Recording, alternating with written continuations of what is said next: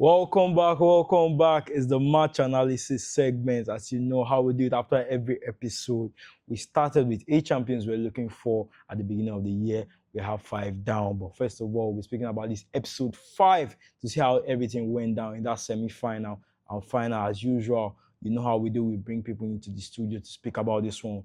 But this time, we have something different. I'll be diving into that quite later. But remember, and always, life is a game. Press play.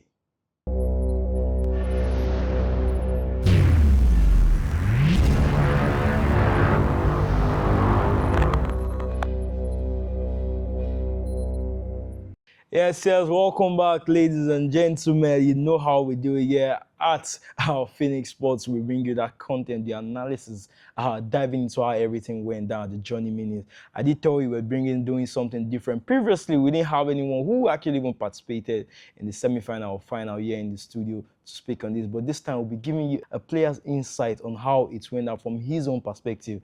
And without further ado, let me introduce that first man. They call him Novice, but it's an OG here at the Nest. He's participated at the journey minutes several times. Welcome to the studio, Novice. How are you doing today? Thank you very much. I'm doing great. It's always good to see you. The other person with me here is that man. If things had gone differently this weekend, it might have been the enemies then. You know how it's when the Champions League final. But it's that man, Mr. Olga, Mr. Integral, Mr. Original. You could say that about him. He's back here in the studio again to give us his insight. Olga, how are you feeling today? I'm good. Yeah, it's great. Aside the Arsenal banter, every other thing is all right for you. Yeah, but we're still champions. Well, local champions in one way. But let's dive into what happened here at the Johnny Mini Season 2, Episode 5. First of all, we'll be diving into that first game, as I said, between Novice and that man they call Curtis Slay.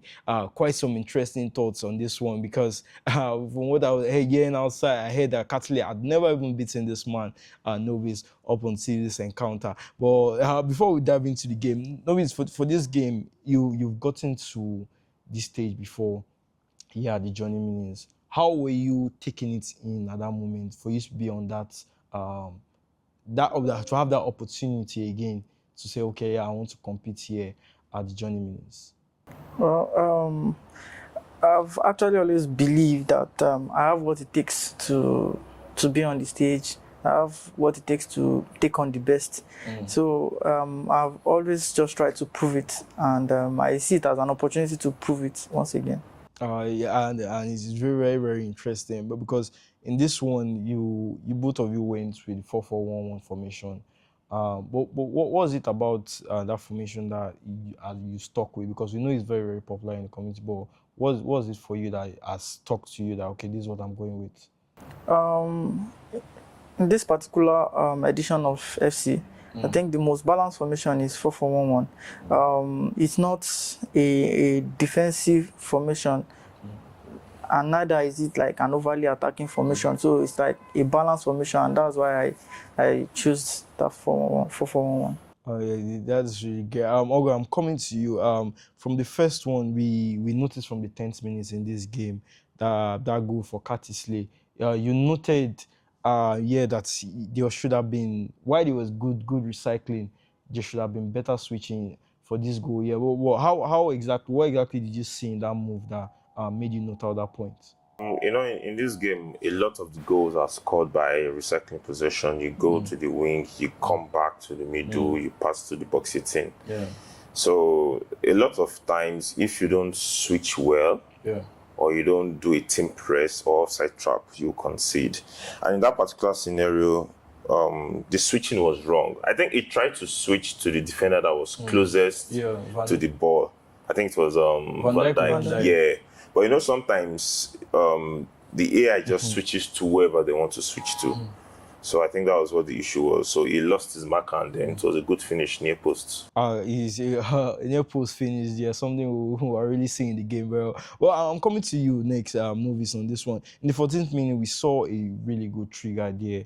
But at that moment, you didn't track the run. For what I watched in that goal. Well, is it that in this game we know there are a lot of things happening on the pitch, and the pitch can be really, really big at that moment. But how will you say you approach this one to how you have defended that scenario better? Going through the game over and again, there's a lot of bad switching from my side that I don't even believe that I made. I still question myself that how am I not seeing this run ahead? How am I not switching? And once you are late, you are definitely going to consider at least 80% of times. So I go through the goals I considered, at least 4 out of the 5 goals I considered, they were bad switching. And that second goal, which is the 14th minute, is not also like it's not different from the rest. He had Mbappe running into my defense. I should have, tracked Mbappe's run and ensured that there's no danger there before focusing on the ball holder. And I can actually do second man press while I track Mbappe's run. But for whatever reasons, I don't know, I didn't track that run and I got punished for it. Tournament pressure is another thing that might have come into play. And that, but I mean, we eventually saw Curtis Lake going 3 goals up in this one. But there was something I noticed that you immediately switched to the 4-5-1. What did you notice at that moment for you to say I want to switch up the formation that early on? So after going 3-0 down, I discovered that he's creating a lot of chances. So me switching to 4-5-1, I was trying to take charge of that midfield. I know if I can have more numbers in that midfield, I'll have enough passing options and maybe more runners. Exactly. So and as at that time, I need to score. I'm not looking at defending anymore.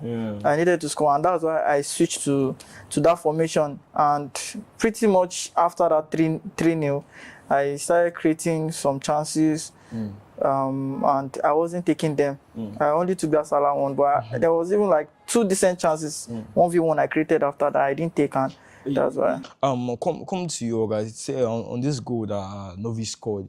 You noticed something that while it was a good trigger, you also mentioned that strategically didn't track the run. I think this game, I think everything that eventually boiled down to was people not tracking the runs in this game.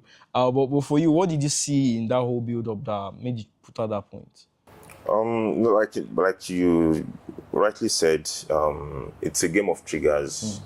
Most of the goals that you would score in FC26 are from counter-attacks.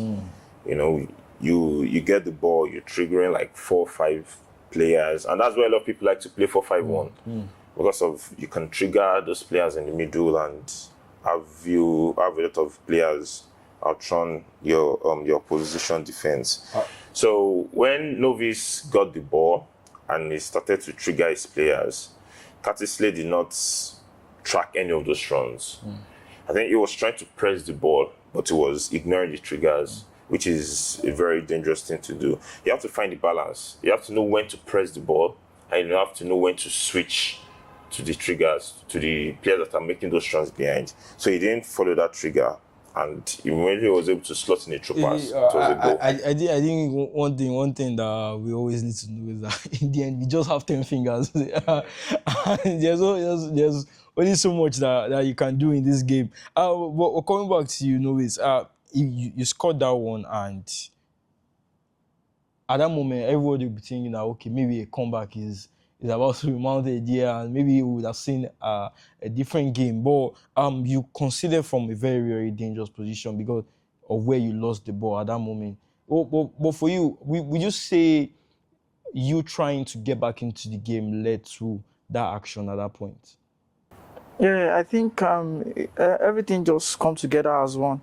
Going 3-0 down, my mentality has changed. It's all about getting the goals. So I'm in ace, and me scoring 1 that first half, I feel like if I can get 1 more in that first half, the scoreline will be 3-2. So it will be the one panicking, losing three goals ahead, and it will give me that momentum ride second half.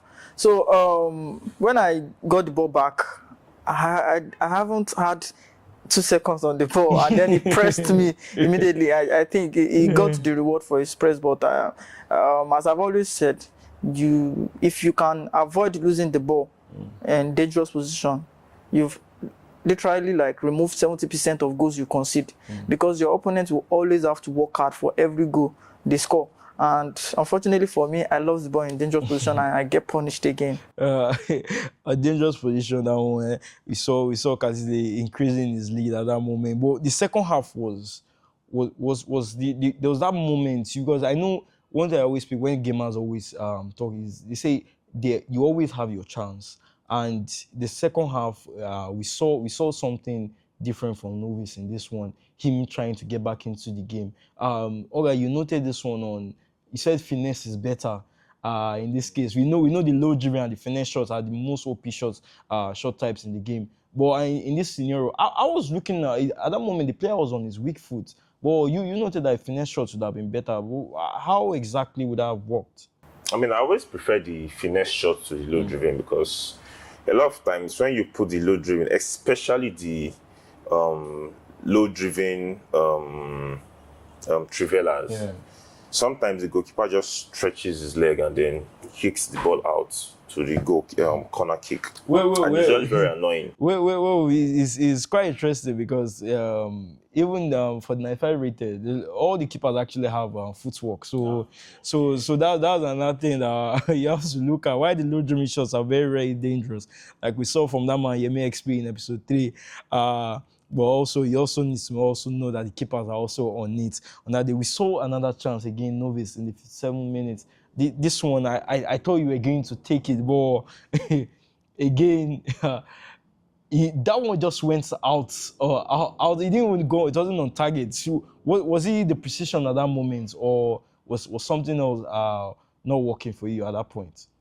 Honestly, I feel like I should have been a bit more composed, because if I wasn't down, I would have taken that extra touch by Ekitike, because he has lost the centre back that was on me. Is already out of position. I was just in front of the keeper. If I had just taken a step before shooting, it would have been a goal. But because I was I worked out to create that chance. So the only thing in my head is to blast the net. Let me get 4-2 and get the next one. To be very honest, I had enough chances to come back in that game. I had enough, but once you don't take your chances and the time is running down, a lot of emotions set in, and then you start giving up little by little, and I think that's what happened. We eventually saw a fifth goal from Curtis Lee in this one. But I think at the point in this game where you even switched to 4-2-4, trying to go all out to try and get. Is that a common thing you do when you know maybe there's difference in terms of goals that you need to get back in the game? I mean, I was at 60 minutes, I'm 4 goals down, and then to do something. And if you even check the last goal Curtis Lee scored that you made mention of, I literally remove Konate totally from position because I want to press. And I mean, that's the centre back. You can't afford that because that's like the last man. But because I just want to press him, I was in haste. I want to get the goal back. I removed Konate by myself off Mbappe, and he just had that free run to throw that through pass, and he punished me again. Yes, you heard that from the man himself. And with that one, Curtis Lee was eventually able to advance to the final to play another tough opponent. We'll bring in the second semi-final very soon. Is that one between Ife now 419 and that man Beast. They call him Mr. 95 rated, but he was here again on the main stage to try and show that, okay, yes, I have something for you. A lot of, you can see oral farming from that man they call Beast while he was playing in this game, but we'll dive into that next. But as usual, life is a game. Press play.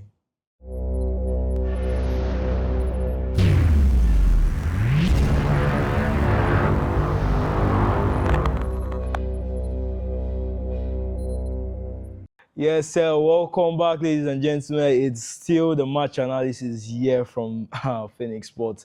PSM_NG is where you can find everything you need to know about us on all social media platforms. We'll be releasing all this content for you guys. But I did tell you that we had little surprises here. The first one was the direct insight from someone who actually played the Johnny Means episode 5, season 2, episode 5, and he was involved in that semi-final.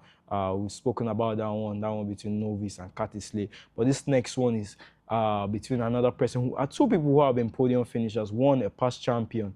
He did say that 5 is his lucky number, and it was here to show that here at episode 5. But that surprise I was speaking to you about is we'll be bringing in insight from someone who has also participated here at the Journey Means. That man they call Dutch Ekoa, the Abuja man. He will bring in his insight. We'll also be speaking on some of the points. He had some interesting thoughts on this match and also the final. We're bringing that into for you guys to also hear what he had to say on that one. But let's dive into the game. Novice and Mr. Oga, it's really nice having you guys here. The first, we've spoken about this first semi-final, but I want to speak about this one between Ifena and Beast. Two players who were podium finishers last season, Beast being a champion himself. But what will you say you guys have, what do you say is a clear difference between both of them in terms of style of play? Beast capitalizes on a little bit more control. And his transition, when he has the opportunity to get forward, his transition is usually very fast. But Ifeanyi, on the other hand, is a little bit slower, does player locks once in a while, and slows down the tempo of the game. And when you're playing against someone like Beast, you have to take your decisions very fast because he presses a lot. He presses a lot. So if you're not composed on the ball, it's going to force you to make a lot of mistakes and it'll punish you. I did say we're going to bring in the thoughts of Dr. Koa in, and the first one I would really like to notice is something he spoke about the kickoff on this one, and he did say that you need to try and make sure not to concede that kickoff goal. But also, even we just the two kickoff goals, because Ifeanyi also scored the kickoff goal in this one. But the difference in this is there was a mistake on the first goal for Ifeanyi. That was the one scored within the first 5 minutes of this game. But let's listen to what that man, Dr. Koa, had to say in terms of kickoff. Now, in FC26, there's something known as the kickoff meta. Yeah. You utilize, you have the, you as the passer, you have the advantage. Now, you manage and get the ball up to the post. Any shot you get on target is definitely going to go. It's more like the opposition can't really control his players enough, and you utilizing every chance you have. So every professional player knows that when he has the advantage of a kickoff, he tries his possible best not to lose that ball and have a shot on target. 80% of the time, you always have a goal that way. And as you can see, the first goal in that match came from Beast utilizing that. And automatically he has the advantage. So he doesn't really need to press too high. He doesn't need to play too risky because he already has the advantage. Now his opponent, Ifeanyi, has to commit bodies forwards now. He has to keep trying to get goals, and it becomes very difficult. Some very, very interesting thoughts when it comes to kickoff from that man, Dr. Koa. Well, Novice, for you, how would you speak on this one? Because he did also note that there was a hard tackle from Christensen there, and that would have been maybe a chance for Ifeanyi to eventually even stop that first goal from going in. So one annoying thing about this game is when the game is just starting, the players they tend to be sluggish. It's almost like they don't know that the match has started. And I can liken that to when corner kick is being taken too. When you have a lot of players in your box, they don't respond real quick. That's why you see most players, they turn on their team press. So to tell them that, come on, match has started, press, cut passing lane, mark somebody. So it's almost like that. And the momentum, when you enter into the game and then you concede, your spirit, the momentum you brought into the game, that it can kill it immediately. So you don't want to start the match and you are going one goal down because of that. So I guess that was what happened to Ifeanyi. His players, they were not ready for the battle, and Beast was trying to let Ifeanyi know that I'm not here to joke, I'm here to bust your net, and then he bust the net immediately. Yeah, it's very, very interesting. We did see Ifeanyi even score a kickoff goal himself. But even moving on to other things that happened in this game, there's a player, I don't know if I'm pronouncing his name properly, Alcaluch. That's the Frenchman. For his height, he was very, very destructive for that man. I think it's 6'1". Yeah, exactly. So I don't know how people use, because last year we see a lot of people sometimes they use Olise as a 10, even though he's a very tall person. But I don't know, is that something you guys even look at for your calm or that person that's in the middle who's to create? Because I don't see lanky top players like that as good creators when it comes to the game. I mean, there's no way I'm playing somebody that tall. It's not possible. It's not possible. I think the reason why Beast used him is because he presses a lot, so he needs someone that his leg is long. So immediately he's losing the ball, he wants to jam you. He wants somebody that his leg is long, and I think that's the only reason why he's there. And it's not as if he's pretty bad when he's turning. He's also decent. It's just turning. preference. But me, I won't take a player that is that tall for my camp position.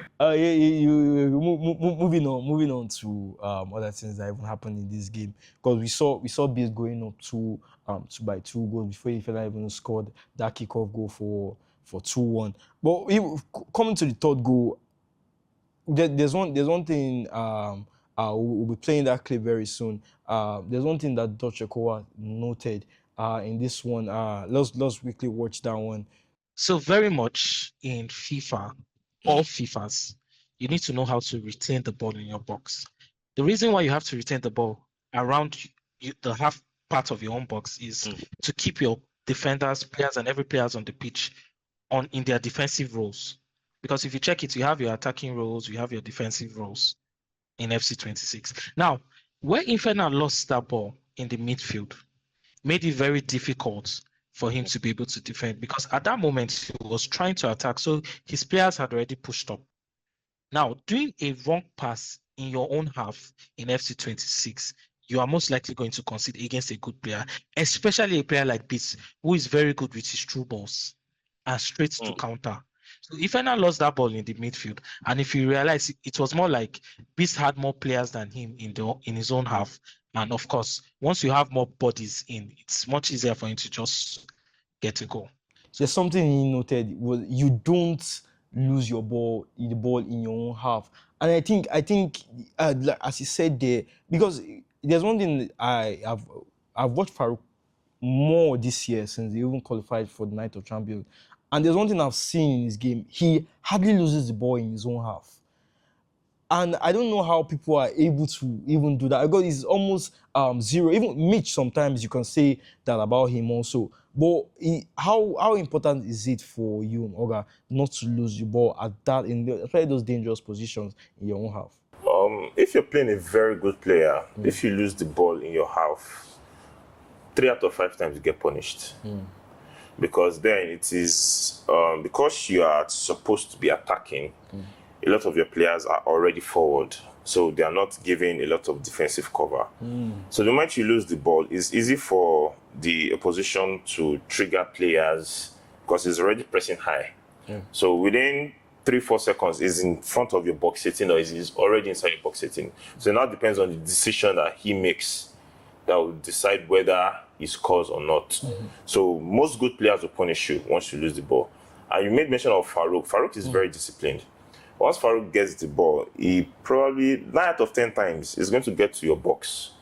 He's not making any risky passes in front of his box sitting. He's not trying some driven passes. He's not, So sometimes you see that space is like the space is open, and then you want to pass that ball in between.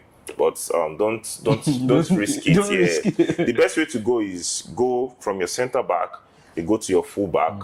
Then you attack from the wing, you go to your RM. But if you try to force your way through that middle, you probably lose the ball. As you just mentioned now, that man Farouk, I've been one who has tasted part of his routes. I won't be telling you the scoreline of that one, but it wasn't a friendly day for me when I played against him. It's quite interesting. I want to come to the fourth goal on this one. I think it's something you also noted in your game about tracking runs. And we saw this one where Ifena did not track that run from Dembele, and we saw the consequences in this one. And that Beast again, that man, he was able to go up 4-1 in this one. And I said he did some emotes. Yeah, they joining me, but that man was having fun. And when the scoreline was 4-1 at that point. What did you see about that goal, Novice?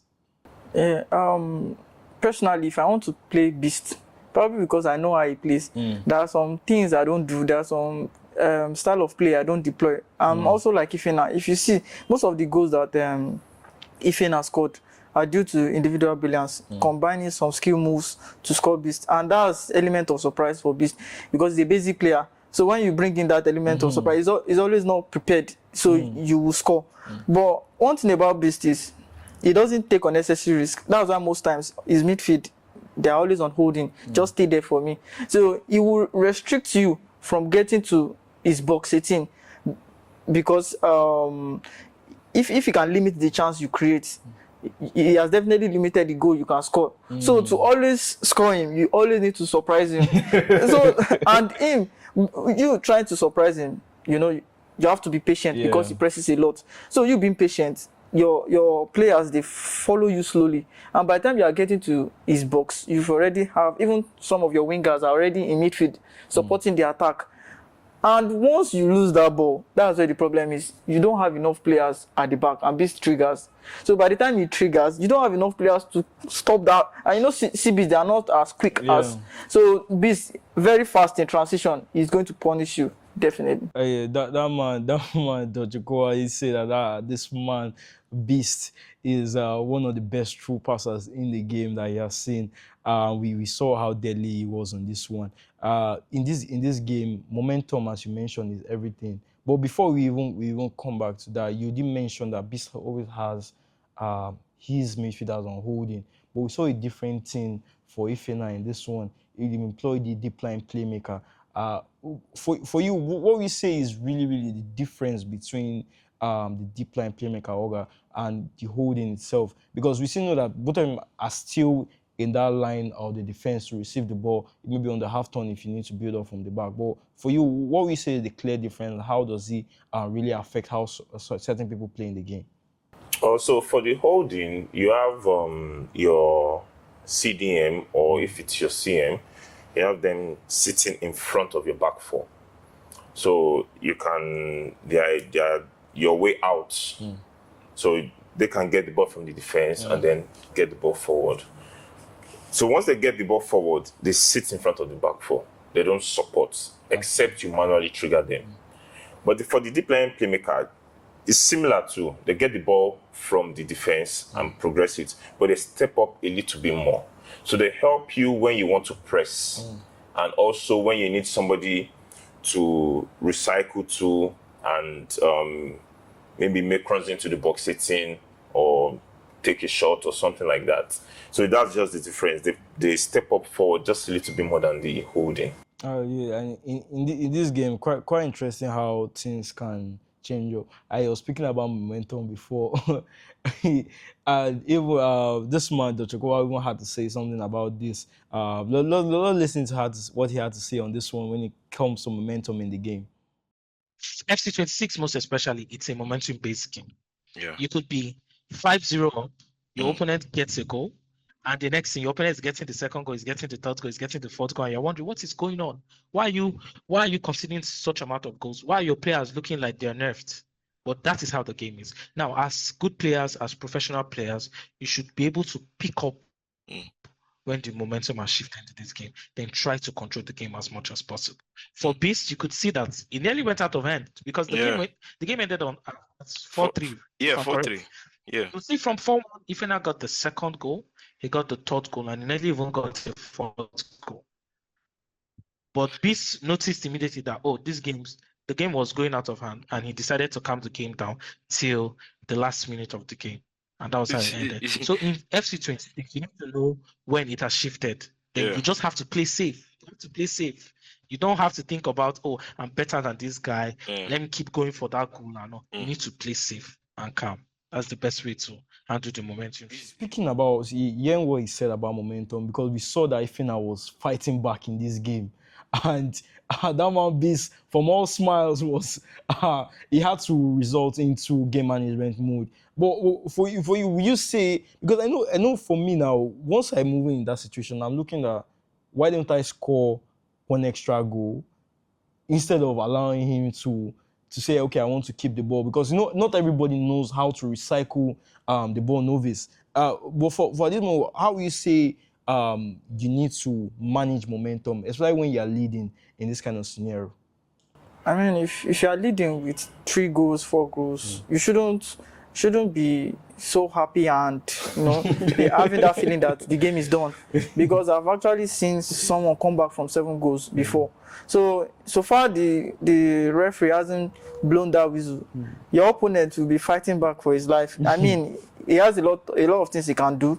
He can tell his fullback he can switch the instruction to attacking wing backs, so they join the attack. He can increase his depth. He can even tell his wingers to attack. You get, so there are a lot of things that even your opponent can do to get back into that game. So if you are relaxed and feel you've won, I think the tempo of the game will remain the same. No, the opponent is taking more risk, having more bodies in your box.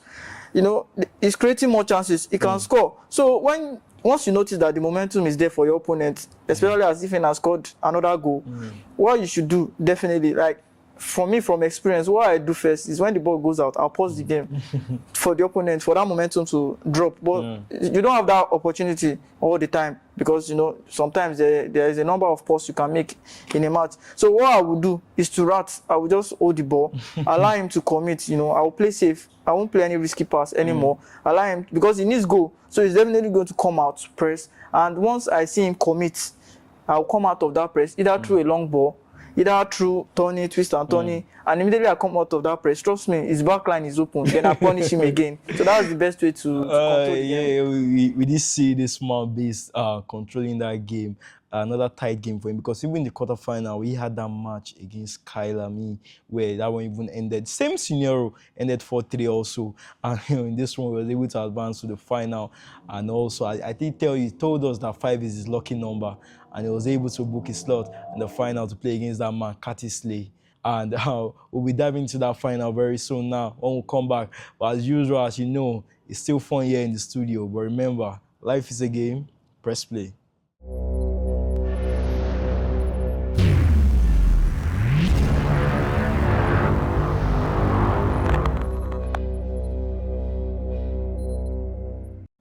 Two Warriors, one trophy.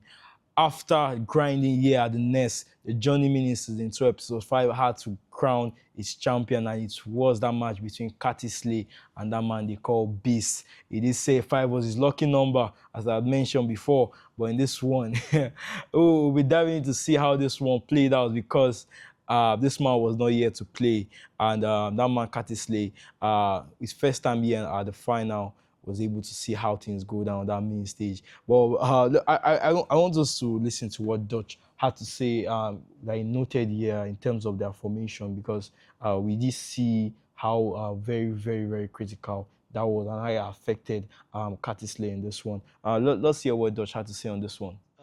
For the first time, I won't actually say for the first time, but majorly for competitive players, I hardly see any player using wing backs on their fullbacks, especially when you're starting the game. Usually players do that when they're like 2-3 goals down. They need to get goals. You understand? You're pursuing a game. But for Slay, I noticed he started his game with the wing back, and that is very risky. Now, especially when you are playing against a man who sits back and goes for that counter, which is Beast. So that tactics was a very, very wrong tactics to play with Beast.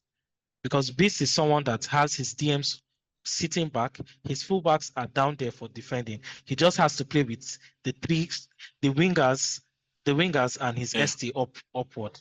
So Slay used wing backs in the game. Beast used holding. At the end of the game, FC26, it's a game where it is very difficult to defend, right? Transition based. If you're not it's a transition-based game. So if you're not committing more bodies forward, you get cooked. It's really quite interesting what Dutch had to know today, because I myself, I don't think I've ever thought about, even when I'm a go down, I don't think I've ever thought about putting my fullbacks on wing back. It's always on fullback defender. Maybe I can easily just switch my wingers to inside forward attack at any point. But for you guys, both of you actually noted that same point. But how will you speak on that, Novice? Well, it's about your pattern of play. For someone like Boyd that likes to attack, and the way he attacks, Boyd, he commits a lot of players up front. So at every FC, I've seen Boyd always sending his fullbacks forward to join attack, so he can have enough options So for someone like that, he knows the danger. So what he does is he presses you and he restricts the number of times you come out of his press. So by that, he's able to defend and able to score you more. But for someone like Curtis Lee, that is not so attacking like Boyd, I feel like it's a risk he's taking, because once you are telling your fullback to join attack, it's almost like you are breaking your defensive structure already. So, and if you play a top player, they will always find out all those lapses. They will locate the space and they will punish you from that space. It's really quite interesting because, as Dutch said, we noticed this not just even from the first goal, but we saw this across 3 goals where once the fullback was, the wingback was out of place, it disorganizes defensive structure and leading to him. We know how deadly Beast is on that counter. In terms of counter attacks, would you say Beast is one of the best in the business when it comes to counter attacking football? Yeah, Beast is up there. He's up there with the best. From the game, we saw how he was able to express himself. It was mostly instant punishment. So the issue with the attacking wing backs or the wing backs is once you get forward and you do not utilize that opportunity, once you lose the ball, you're in trouble. Because the wingers are always making faster runs than your fullbacks. And besides, because they came forward, they'll be a little bit tired. So it's always punishment. So it now depends on, again, how you pick your passes, the kind of decisions you make in the final third. So Beast is a very good player when it comes to counter-attacking football. He's not somebody that you be comfortable playing wing backs or attacking wing backs against. It's really quite interesting because this one we thought because one thing we see at the journeyman is if you look at the pattern that has happened this season for season 2 episode 1, it was someone who was not the Night of Champions that qualified, but episode 2 it was the ultimate champion Mitch. Episode 3, someone who has not been at Night of Champions in Yemi XP, being the one that qualified, and the next one was King Nonex. So when we saw Curtis Lee in the final, we're looking, is this a pattern? Is this what is going to be happening? It's a different plan from that man Beast. But I think when I want to come to you, Novice, on this one, and another point I'm going to bring him from what Dutch had to give us was, he said he noticed that how Beast was always switching with his midfielders in this game. There was no point where he switched to the CB almost immediately. It had to be the last result for him. But what will you say? Because Dot just mentioned that there are 3 people he says that they are top 3 in terms of the cursor switching. He didn't mention Farouk. He didn't mention Mitch himself, and he mentioned an Abuja gamer, Ibro. I don't know if you guys know about him. Also, he didn't mention those people, but in this one we saw Beast also doing that properly in the game, switching to his CMs and using them to mark. Is that something that is common among you guys, or is something you really need to learn? Okay, so if I'm going to define defending in one word, I would say switching, and if I'm going to define pressing in one word, I would say switching. For any top player, I think the primary thing you need to learn is that switching. And playing Beasts through the years, I know that his strength is press, and having a good press means you can switch very well. So when I'm playing Beast, I'm aware that his switching is very fast, and I'm also aware that he likes to press. It doesn't. The last episode you played, season 1, episode 5 that he won, it was against Charlie Poppy. Charlie Poppy is a menace in the community. I mean, all that we play online, we know how good he is. But watching that match, I think he had his first shot on target around 90 minutes. That was credit to how Beast was able to limit him from passing his midfield.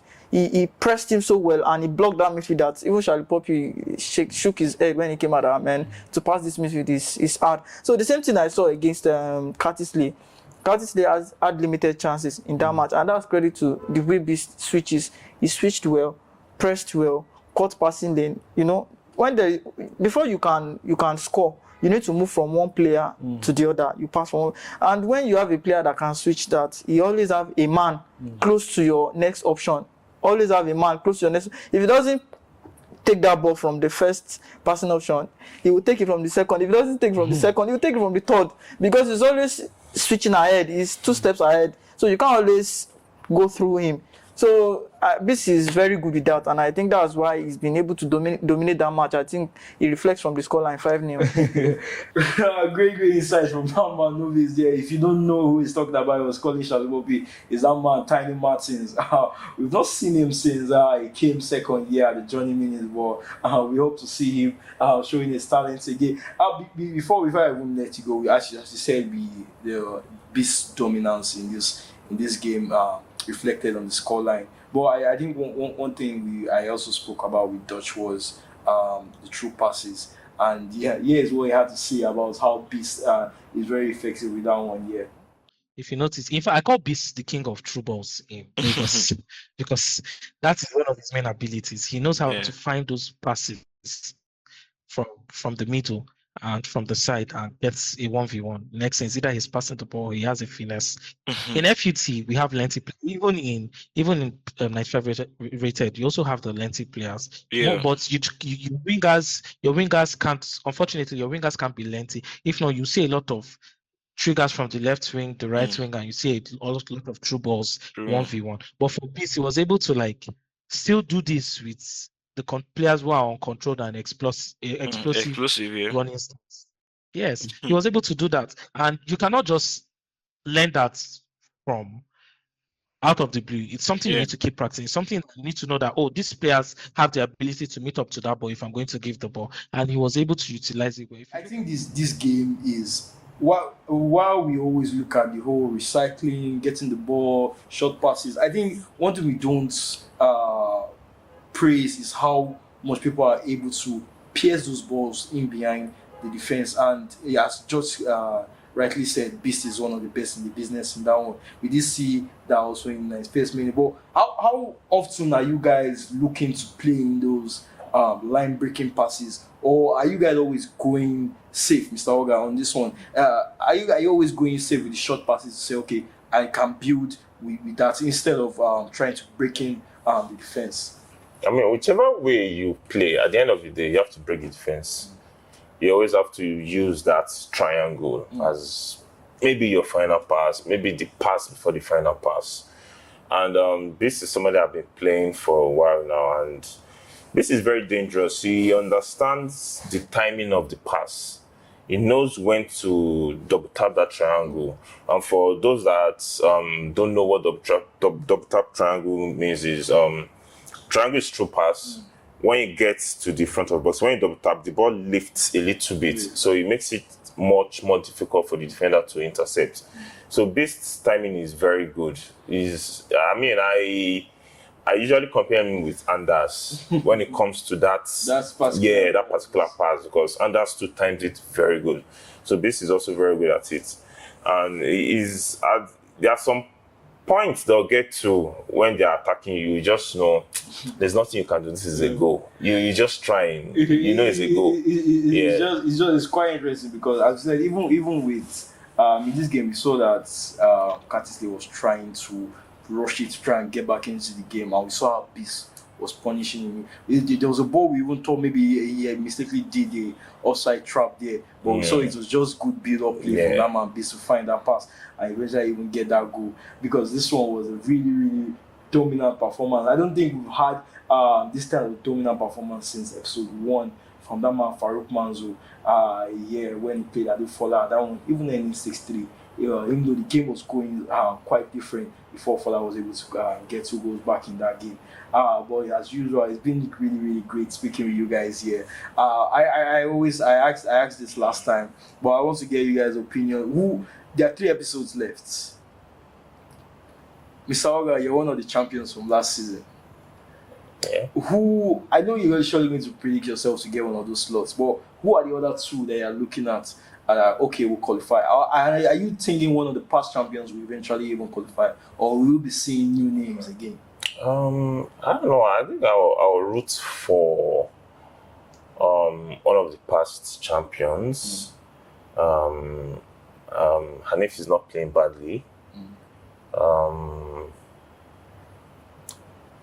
If KK is around, if he's around, I think he should win one of the episodes. So.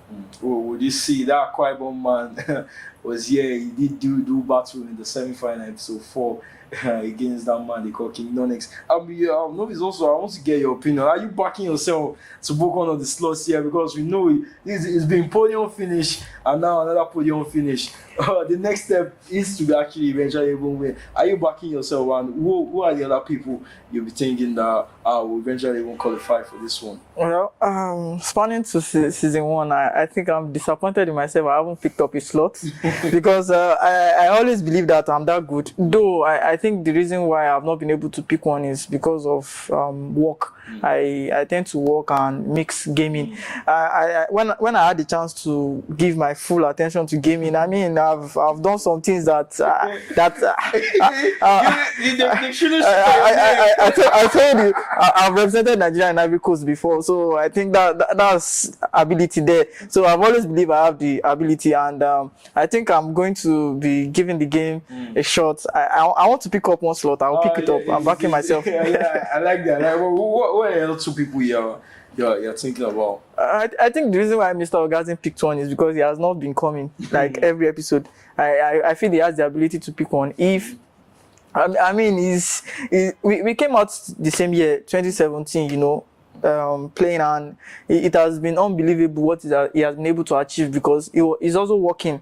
So I have a maximum respect for him when it comes to that aspect, and I know if he really wants a slot, I believe he can get it, because when they were playing this tournament, Kid, that they were picking top 8 to elite, I didn't expect him because of his work. I didn't expect him to be in elite, but he still find his way there. So I believe if he wants to pick a slot here, he can pick, and I'm backing the likes of Baji Junior. And now that Michelle has picked already, I think Boy too can pick one also. Yes, that man Docheko, I did have interesting thoughts about who is picking for his final 3 slots.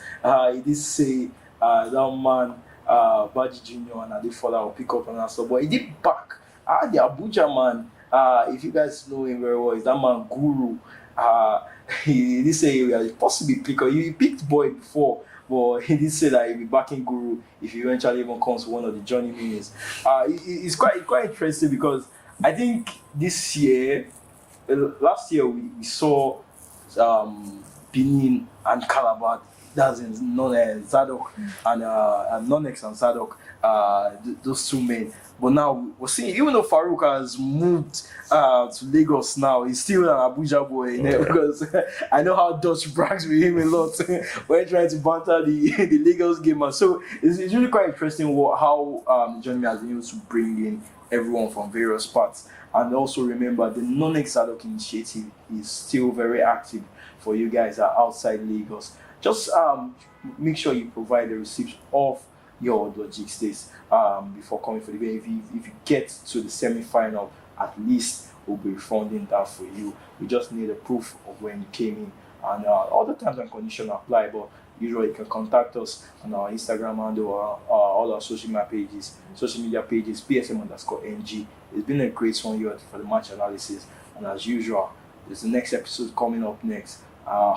We know how we do battle here. It's going to be really a great one with the final 3 slots left. But as usual, stay tuned, more content, and how it's going to be at Phoenix Sports. And remember, life is a game. Press play.